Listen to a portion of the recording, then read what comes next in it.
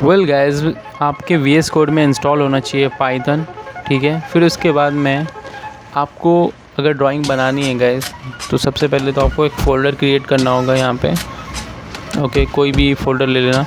अब यहाँ पे टाइप करना है, इंपोर्ट करना है टर्टल्स को इंपोर्ट करने के बाद यहाँ पे लिखना है इंपोर्ट्स कलर SYS, ठीक है।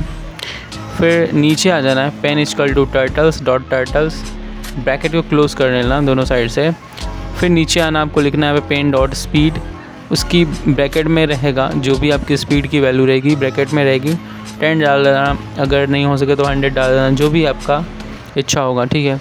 टर्टल डॉट, उसकी बैकग्राउंड को ब्लैक रखना है, हमें वाइट नहीं रखना है, तो हम यहाँ पे ब्लैक रख लेते हैं, ठीक है ना। यहाँ पे देख सकते हो।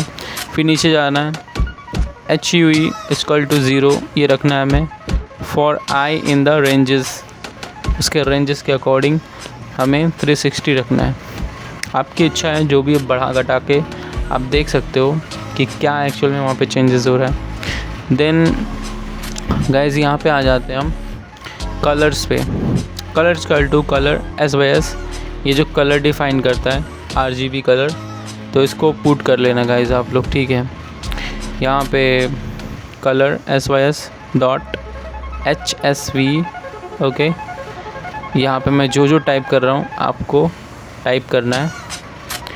तो गाइस 2RB, ठीक है ना, RGB कलर रहेगा, तो RGB कलर आपको यहाँ पे मेंशन करना है, ओके।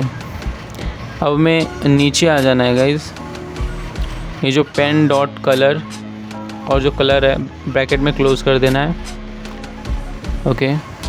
फिर यहाँ पे pen dot circle bracket close, उसके अंदर वैल्यू ऐड करेंगे 100 की। फिर नीचे आ जाएंगे पेन डॉट लेफ़्ट, फिर ब्रैकेट के अंदर 10 डालेंगे वैल्यू।